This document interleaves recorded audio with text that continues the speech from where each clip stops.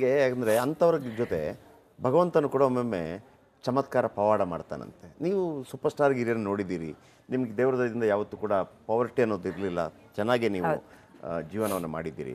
But ಕೆಲವು ಆಸೆ ಆಕಾಂಕ್ಷೆಗಳು ಇದೊಂದು ಬೇಕು ಅಂತಂದು ಇರುತ್ತಲ್ಲ ಯಾವತ್ತಾದರೂ. ನೀವು ಹೇಳಿದ್ರಿ ನನ್ನ ಕುಲದೇವರು ವೆಂಕಟರಮಣ ಅಂತೇಳಿ, ಯಾವತ್ತಾದರೂ ನೀವು ಹಂಗೆ ಬಯಸಿದಾಗ ನಿಮಗೊಂದು ಪವಾಡ ಸದೃಶ ರೀತಿಯಲ್ಲಿ ಆದಂಥ ಯಾವುದಾದ್ರೂ ಘಟನೆ ಇದೆಯಾ, ಮಿರಾಕಲ್ ನಿಮ್ಮ ಲೈಫಲ್ಲಿ? ನನಗೆ ಬಯಸೋದೇ ಇಲ್ಲ ಸರ್. ನನಗೊಂದು ಆ್ಯಟಿಟ್ಯೂಡ್ ಯಾವಾಗಲೂ ಇತ್ತು, ಅದು ಯಾಕೋ ಗೊತ್ತಿಲ್ಲ.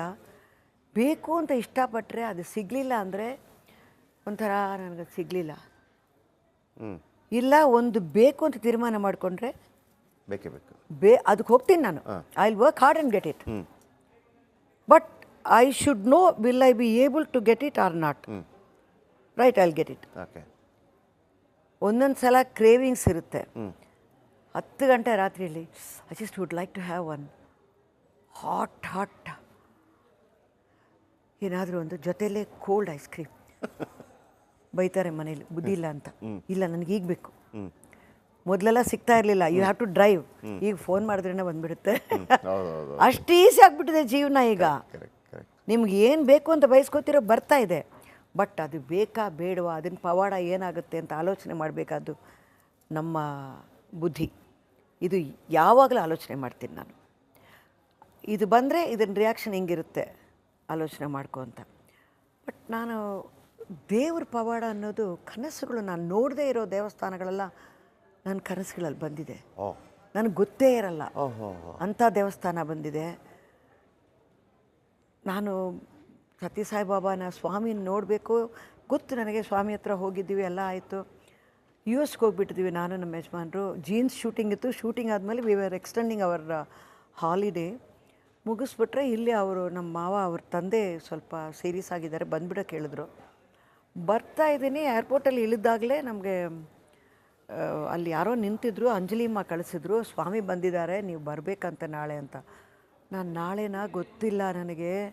ನಮ್ಮ ಮಾವ ಈ ಥರ ಡೆತ್ ಬೆಡ್ಡಲ್ಲಿದ್ದಾರೆ, ಟ್ಯೂಬ್ ತೆಗಿಬೇಕು ಅಂತ ಹೇಳ್ತಿದ್ದಾರೆ, ನಾವೆಲ್ಲ ಹೋಗಬೇಕು ಅಂಥದ್ರಲ್ಲಿ ನಾನು ಹೆಂಗೆ ಹೋಗೋದು ಸ್ವಾಮಿನ ನೋಡೋಕ್ಕೆ ಅಂತ.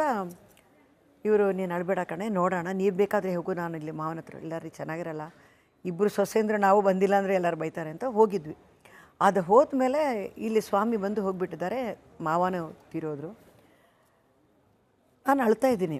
ಮಾವ ತೀರೋದ್ರು ಒಂದು ಕಡೆ, ಸ್ವಾಮಿ ನೋಡೋಕ್ಕಾಗಲಿಲ್ಲ ಅಂತ ಒಂದು ಕಡೆ ಅಳು. ನಿದ್ದೆ ಮಾಡಿಬಿಟ್ಟೆ. ಸ್ವಾಮಿ ಅವ್ರ ಪರ್ಮಿಷನ್ ಇಲ್ಲದೆ ಕನಸಲ್ಲೂ ನೀವು ನೋಡೋಕ್ಕಾಗಲ್ಲ, ಯಾವ ದೇವರಾದರೂ ಅಷ್ಟೇ, ಖಂಡಿತ ಯಾವ ರೂಪ ಆದ್ರೂ. ಆವತ್ತು ರಾತ್ರಿ ನನ್ನ ಕನಸು ಬೀಳ್ತಾ ಇದೆ, ಬೆಳಗಿನ ಜಾವ 3:30. ನಾನು ಓಡ್ತಾ ಇದ್ದೀನಿ, ಸ್ವಾಮಿನ ನೋಡಬೇಕು, ಸ್ವಾಮಿ ಸ್ವಾಮಿ ಅಂತ.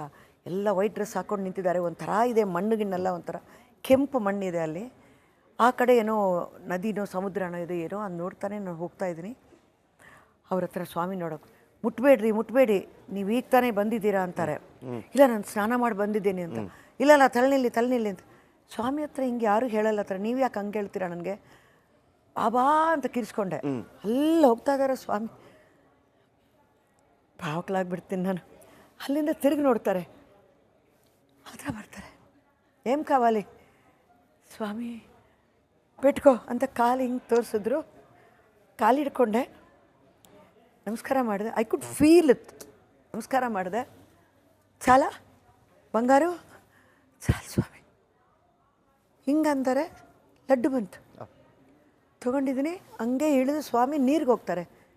ಸ್ವಾಮಿ ನೀಳು ಅವನು తెలుసు ಅಂತ ಹೋಗ್ತಾರೆ.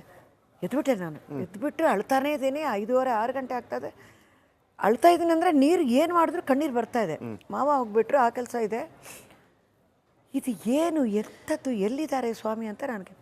ಆಮೇಲೆ ಒಂದು 3-4 ದಿವಸ ಆದಮೇಲೆ ರಾಮಸುಬ್ರಹ್ಮಣ್ಯಂ ಅಂತ ನಮ್ಮ ಯಜಮಾನ್ರ ಫ್ರೆಂಡ್ ಅವರು, ಈಗ ತಾನೇ ರಿಟೈರ್ಡ್ ಜಡ್ಜ್ ಅವರು, ಅವ್ರ ಹತ್ರ ಮಾತಾಡಿ, ಸರ್ ಈ ಥರ ನನಗೆ ಏನೋ ಬಿತ್ತು ಅಂತ. ನೀವು ನೋಡಿದ್ದೆಲ್ಲ ಕರೆಕ್ಟು. ಅಲ್ಲಿ ಕೆಂಪು ಮಣ್ಣಿತ್ತು, ಜನ ವೈಟ್ ಹಾಕ್ಕೊಂಡೇ ನಿಂತಿದ್ದರು.